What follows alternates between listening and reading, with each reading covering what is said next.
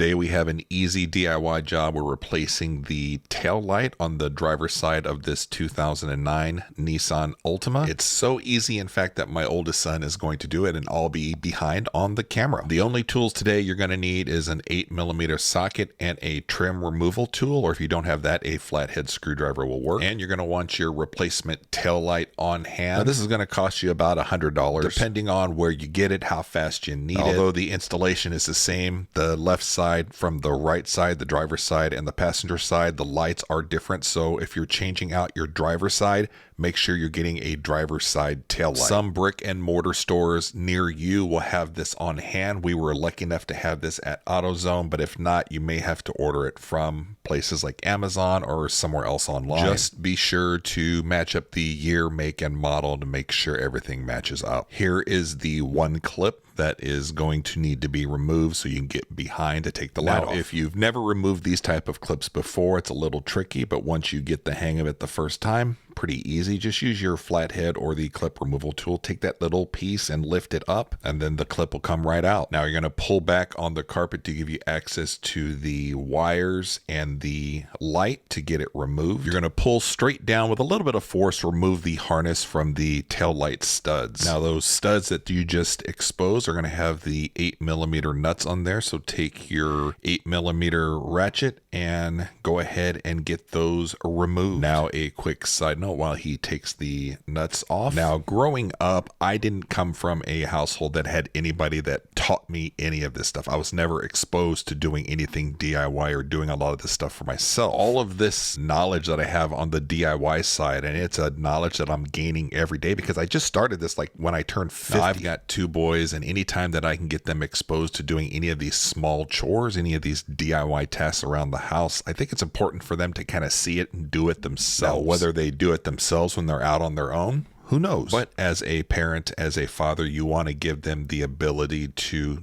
be able to do things on their own or to figure out how to fix things. I'm learning how to do it as I'm 50. Hopefully they're learning as they're 19 and 21. Good thing to learn also when you're doing these kind of DIY chores and you have a lot of parts, have something that all the parts can go into so they don't get lost. Now to disconnect this harness connector, it might be a little hard for you to do. You see this little tab where his thumb is at? You're going to push down on that tab and then pull it apart. If it's kind of hard to do, a flathead screwdriver might help you. Use the end of the flathead to push down on that tab as you're pulling it apart, and it should come apart. Now that we have the cabling inside disconnected, we're able to take the light out. It should just pull straight out, straight back. We're going to pull the cable harness and this little foamy rubber grommet that prevents water and everything from going in. It just kind of seals the area a little good. You can just actually pull the whole thing through, and if you feel a little better about it, you can go from inside underneath and help push it through as you're pulling as well. If you grip it from the base of the grommet, it'll give you enough leverage to actually pull it through. Now, if you've never done anything like this before in the DIY sense, holding this tail light in your hands after you've taken it apart yourself, it's quite the accomplishment. And as with any job, when you're doing it, you come across things that are a little dirty or whatever, you might as well clean things up while you've got it all apart, while you're there. It's just a good habit to have. Now it's time to grab the new light that you have, and it's going to be easier putting it back together because you've already done all these steps before taking it off. We're just going to go in kind of reverse order. Run the line through the hole and seal up your grommet there. Carefully, you're going to line up the studs with their matching holes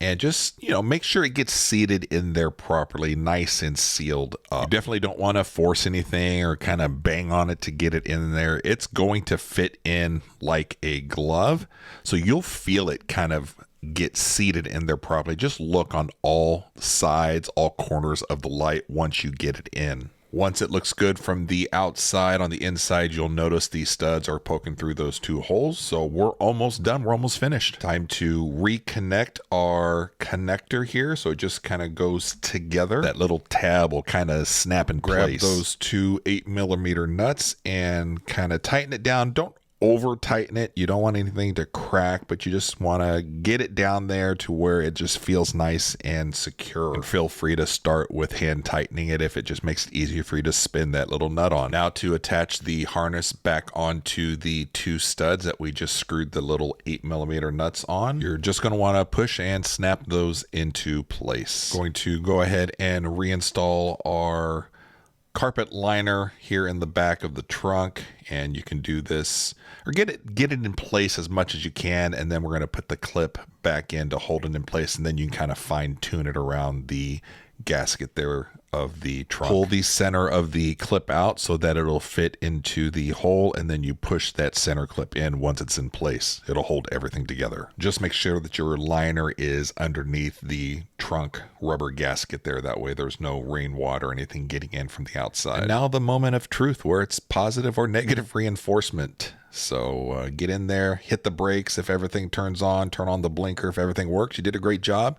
Higher chance that you will and he will do this again down the road. Now, in a pinch to save money, you could save the light bulbs in the old tail light, but they're kind of old anyways, so it's just best to use brand new lights when you can. I hope this video helped you fix your broken tail light on your Nissan Altima. Let me know in the comments if there's something I can do to improve how I do my videos. I just started my DIY channel when I turned 50, and I'm having a blast. And if you have never done anything like this before and you just so happen to use my video to do it, I have got to hear from you in the comments. Proud of you. Keep it up.